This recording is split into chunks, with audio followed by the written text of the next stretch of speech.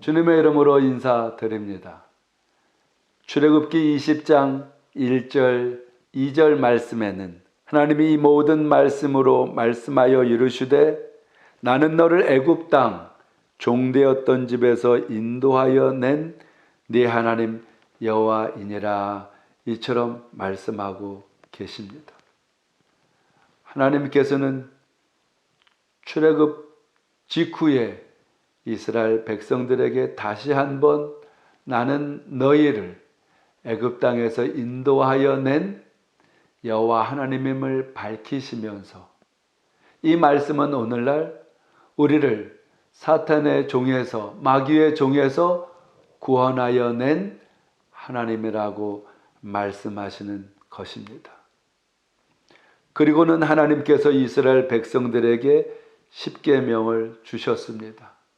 이 십계명은 우리 삶의 기초요 기준인 것입니다. 어떤 낚시를 좋아하는 분이 하인과 함께 먼 바다까지 나아가 낚시를 즐기셨습니다.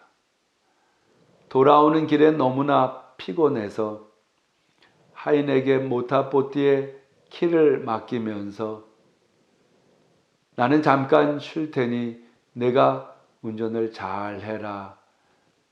네가 운전할 때 북극성만 바라보고 운전하면 된다 하고 이야기했습니다. 워낙 피곤한 터라 한참을 자고 난 뒤에 하인이 급하게 깨우는 소리에 잠을 깨게 됐습니다. 주인님, 주인님, 제가 북극성을 지나쳐 버렸습니다. 이젠 어떤 별을 보고 운전해야 되겠습니까? 라고 이야기를 합니다. 여러분, 북극성을 아무리 멀리 가도 지나쳐서 갈 수는 없는 것이지요.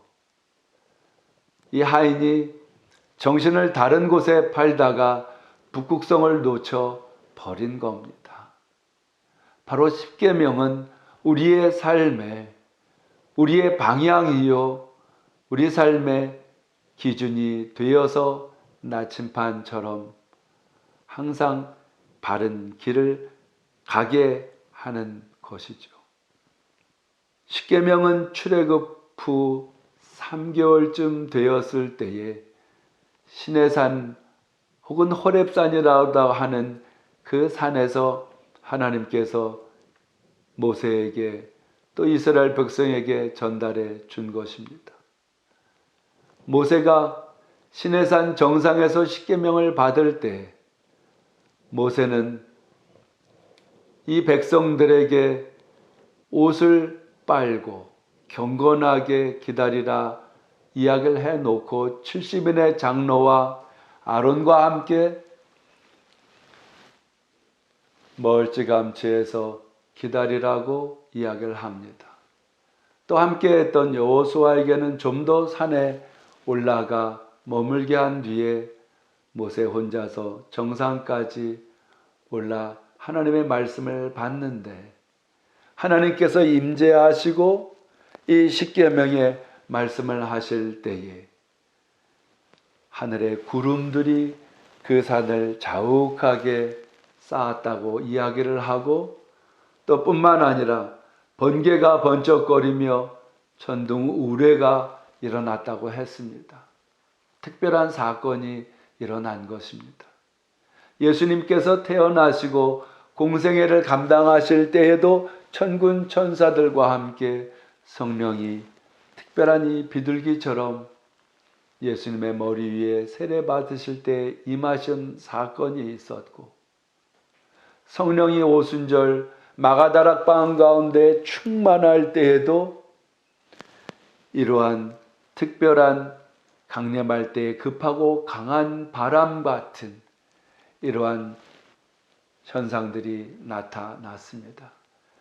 이건 다시 말해서 하나님이 임재하시고 특별한 십계명을 통해 역사할 때 그 십계명은 가벼운 것이 아니요, 우리가 중요히 여겨야 됨을 말씀하신 것입니다. 그런데 오늘날 이 많은 성도들의 인식 속에 십계명을 가벼이 여기고 혹은 예수님께서 내가 다 이루었다 하는 그 말씀의 해석을 갖고 이 십계명의 율법의 말씀은 폐해진 것처럼 혹은 우리가 경홀히 여겨도 되는 것처럼 생각을 합니다마는 로마서 3장 31절에 보면 사도 바울은 믿음으로 율법이 폐하여지는 것이 아니라 도리어 율법을 굳게 세우는 것이라고 말씀하고 있습니다. 이 십계명의 의미는 더 이상 이스라엘 백성들이 바로의 종이 아니라 애굽의 고센 땅에 사는 백성이 아니라 하나님의 자녀요 약속의 땅을 받은 백성으로 살아가는 것뿐만 아니라 이 십계명의 의미는 세상 문화에 더 이상 속하지 아니하고 천국 시민의 문화에 속하였음을 나타내고 있는 것입니다. 종에게는 자유가 없습니다. 더더욱이 종은 안식도 없습니다. 상급도 없습니다. 그저 종의 노력이라고 하는 것은 마땅히 당연히 해야 될 일이지만 그러나 하나님의 자녀가 된 이 이스라엘 백성 또 저와 여러분들은 하나님께 택함받은 이 백성들은 자유가 있습니다. 왜? 더 이상 종이 아니기 때문에 그렇습니다. 마귀 사탄의 종에서 벗어나 하나님의 구원의 손길을 통하여 우리에게는 그리스도 안에 수고하고 무거운 짐진 자들아 다 내게로 오라 내가 너희를 쉬게 하리라는 안식이 있고 또 우리의 자원 없는 마음의 헌신 속에 하나님의 자녀들에게는 상급이라고 하는 것이 주어져 있다는 것입니다. 이 십계명은 하나님은 인격적인 신이심을 나타내 주는 것이어서 기독교가 무속신앙과 다른 것은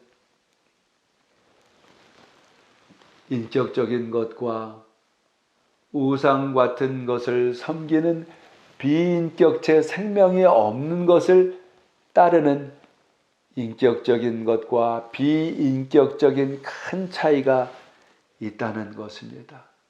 삶의 행위에 있어서 그릇된 욕망과 이 탐심들을 절제하게 하는 것이 십계명이요. 십계명을 오늘날 예수님께서 오셔서 완성하셨다 하는 의미는 십계명을 통하여 다른 신에게 절하지 말고 나 외에 다른 신 또 우상에게 절하지 말고 안식일을 거룩하게 지키는 하나님의 사랑의 마음을 나타낸 것이요. 부모를 공경하고 살인하지 말며 간음하지 말고 네 이웃에 대하여 거짓하지 아니하고 도둑질하지 아니하는 이웃 사랑을 통해서 이 율법의 계명을 예수님이 완성하신 것을 나타낸 것이므로 계명의 말씀은 우리 삶의 기초요 우리의 삶의 기준이요 그것을 완성하신 예수님과 함께 하나님의 복된 삶을 누리게 되시기를 주의 이름으로 축원드립니다. 감사합니다.